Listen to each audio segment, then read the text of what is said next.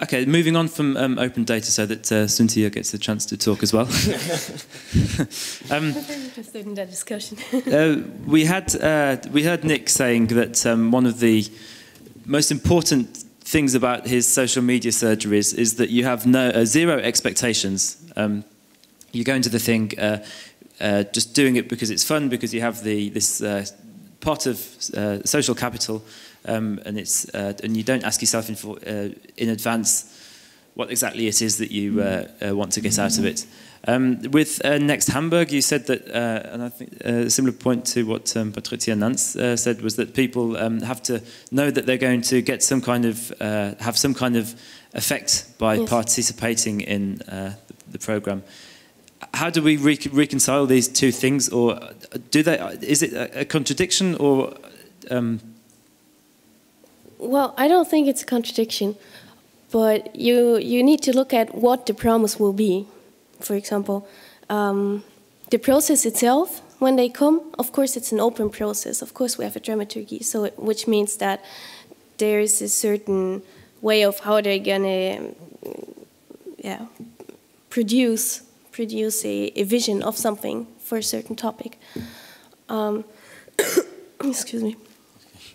But in order to motivate them, you have to give them a certain promise, such as you are going to be heard, and you can, for example, just a plain example, participate in formulating the new agenda of where we want to go in Hamburg, for example, as they do at the Innenstadt concept, more or less, but really with citizens that don't get scared away too easily by So once the citizens have participated in the process, what is the result of that? So they come to the events and they say what they want to have, and well, it also depends on the events in our case, because sometimes we work together with, for example, with the city, and then it's usually a promise that they give. For example, that the city gives. Or? Yes. Okay.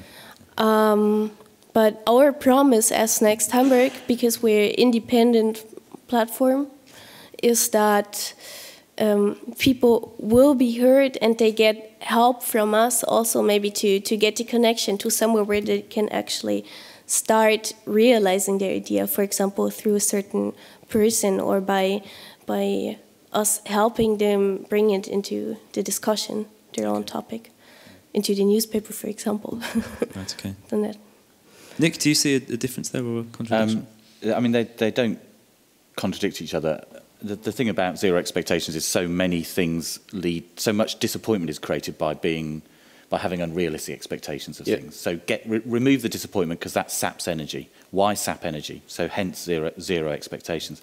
But I think the thing about any engagement, especially online engagement, any engagement between a public organisation and the public, so often what government forgets to do is to be useful. So what works on the web and what works in the real world, if you want to engage people, is being useful to them and helping them, and thinking first about how you can help them rather than how they can help you. And I hear it all the time, people coming to me and saying, can you use social media to get teenagers to come to our ward support meeting on a Tuesday evening? And I say, no. Why not? Because your ward support meeting is incredibly boring. And nobody wants to come to it. You don't even want to go to it. So don't ask me to do something that's ridiculous. So it is about government learning not to ask people to be useful for it, but to learn to be useful for them, which is really ironic, because government is there to serve and does lots of things on the ground that are useful. Right. But when it comes to engagement, seems to forget that we want to be helped. Okay. Oh, the first round of applause of the day goes to Nick. Congratulations. Go on, Anthony. Let's see if you can get a round of applause. I don't think I can.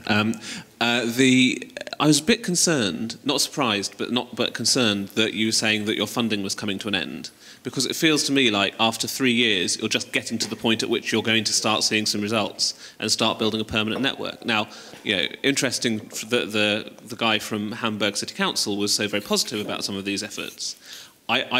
Is there do you see that as a failing of the government, or do you see it as a fact that there is just no business model that makes this stuff sustainable over the long term without government funding? Well, actually, I mean, the government funding was supposed to end now. There's no way to make it longer. We can only look for another one, for example. Doesn't have anything to do with the project itself. But we are working on a model to keep it going, of course. So I think there is a way, but you can't really make money with it. It's more about the idea of what he said. It's, yes, how we unite people to be able to contribute to changes in their own city. I think this is something where you really have to look and where it is important that this sort of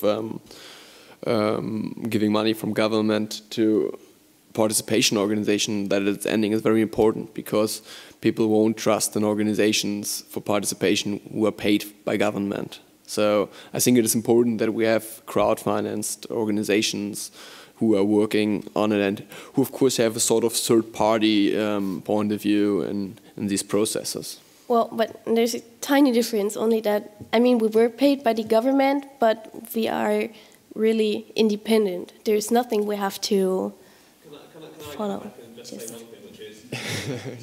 Just wait for it. Not to mix that up. I think, on the one hand, you're right, but actually I think you can have processes and independence in place. That, I mean, if you look at what's the most trusted institution in the UK, it's National Health Service, which is run by the government and funded by the government, and the BBC, which is run by the government and is a government political propaganda arm, or could be, and isn't, because it has an independent structure that goes around it. So I think you can build that trust in while still using state money. If it's it may not be in the commercial sense, but you can use state money in a trusted way. Yeah, of course you can build the trust, but it really needs a long time and participation. And open data. Okay. Can I just ask one question, and then we'll come to Alenka? One of the things with the summit that we wanted to bring out in the open was to show the very local aspects around things like the transparency law in Next Hamburg. Daniel, as far as I know, there isn't another place in Germany and possibly even in Europe where open data is being pushed for by the civil society rather than it being done as a trend because everybody thinks it's a good thing and it's what the USA and the US are doing. Is that an important part of it? Is that something that makes the Transparenzgesetz special? Is it something that makes it... Will it lead to a better process, a better open data portal than the ones in other places? I couldn't say anything about the portal, because this is something that needs to be built up by the administration, of course. We just give out this law and say, okay, you have to build up this information register with all the information. We can't say, do the information register with some green on the left and maybe some red in the bottom, and this won't work. I think they need to have a concept, and of course we will try to help them and give up this. But I think it is very different, because this is a law not just written for the citizens, this is a law written by citizens. This law is just people sitting down and say, okay, which information do we like to have? And not government sitting there and say, okay, which information could we maybe give them without giving away any power?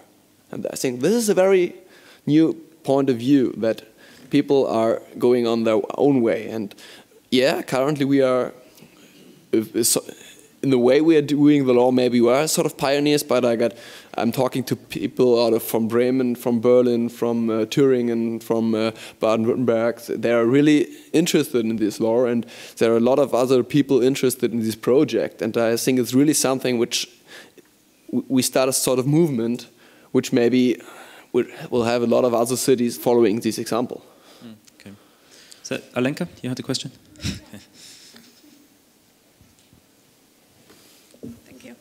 Alenka Poplin, Hafen City University, Hamburg.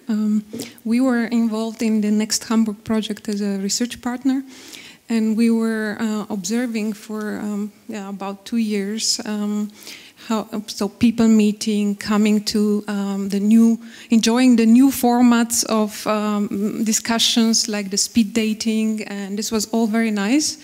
But then after doing that for a year and a half or 2 years, I would say year and a half, then they started questioning what's going to happen with the results. Why are we are spending time here, and what's going to happen? We created all these great ideas, or everybody can create an idea and put it on a wall, but then what happens then? So I very much admire what's happening with the surgery, the public surgery. I see similarities here. This enthusiasm at the beginning, great, let's meet, and then you get basically very extroverted people that like to enjoy drinks or talk to other people. But question to you, Nick, were you thinking about what's the next step, or you just want to let them enjoy? But I think that at a certain point there will be a level of unsatisfaction with the whole thing, because what is the point of doing it? You know, it's nice, but what will happen? Will there be any results created? Can we use these results in a serious discussions about the changes, and how can we actually help to change things? Because just discussing doesn't help to change things.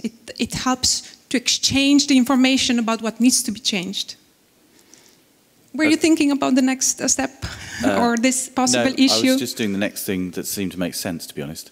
Okay, now I look at it, I mean, there's social media surgery happening in all sorts of places. So community groups and active citizens are learning to use the web to talk about civic things.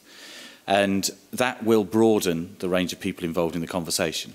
So, I mean, and some of the people you talk about are actually quite introverted. They actually use the web because they are introverts, because they'd rather do that than go to a public meeting.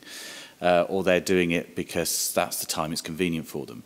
So I think that there is, you know, we're starting to build and think about tools that means that we can use the web for